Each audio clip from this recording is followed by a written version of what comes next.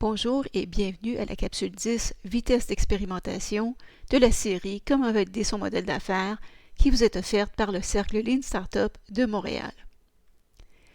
Pourquoi doit-on accélérer notre rythme d'expérimentation? D'abord, pour ne pas perdre le momentum. Si on va trop lentement, ça va nous prendre une éternité, nous rendre au marché et ça risque de nous décourager comme entrepreneurs. Donc, on veut se rendre au marché plus rapidement.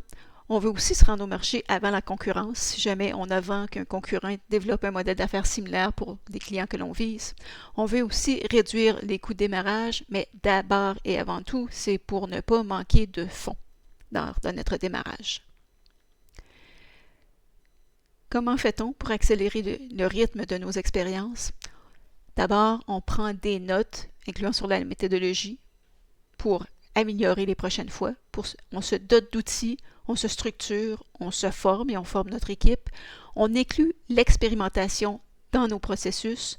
On inclut également l'expérimentation dans la définition de tâches des gens que l'on va embaucher. Également, on va utiliser nos métriques pour gérer au quotidien. Prendre des notes. Que veut-on dire? C'est-à-dire avoir un journal de bord. Soit dit en passant, le Cercle développera sous peu un exemple de journal de bord que vous pourrez accéder sur PayHip. Avoir un répertoire de processus, avoir un répertoire de documents aidera.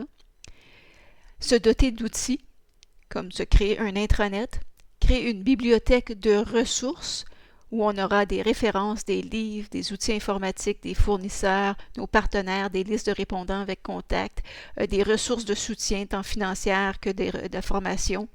On pourra aussi utiliser un CRM qui peut se résumer au départ à avoir un chiffrier initialement, mais si on se dote d'outils, on accélérera notre rythme éventuellement.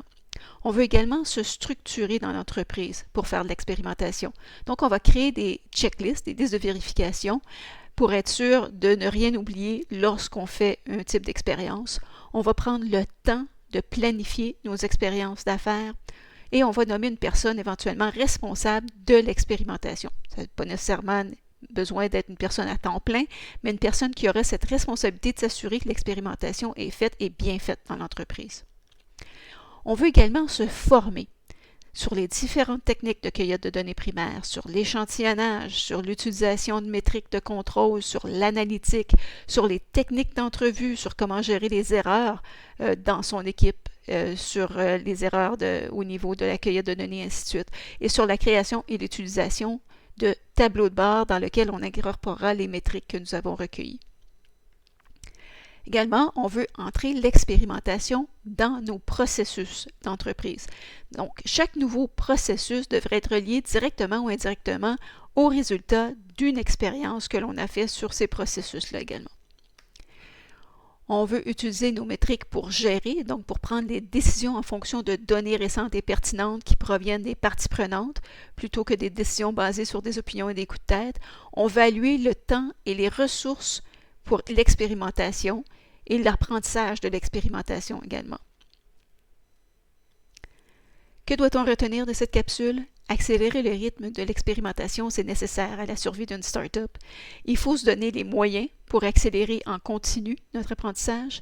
Il faut faire de l'expérimentation d'affaires une partie intégrante de nos processus et il faut être cohérent pour que l'expérimentation d'affaires devienne une partie intégrante de notre pratique de gestion quotidienne. Si vous aimeriez lire ou consulter plus de contenu du Cercle Lean Startup de Montréal, vous pouvez le faire via la plateforme PayHip. Afin d'être invité à nos activités, vous pouvez vous joindre à notre communauté Meetup ou notre groupe LinkedIn.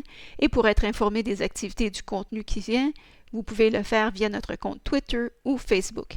Si vous aimeriez intégrer le Slack de la communauté internationale Lean Startup ou leancircle.slack.com, vous pouvez en demander l'accès via courriel au mtlleanstartup@gmail.com et utiliser également cette même adresse si vous avez des questions pour le Cercle Lean Startup de Montréal. Un énorme merci à nos commanditaires Startup Montréal et Ulex, sans qui nous aurions pu vous offrir ces capsules gratuitement.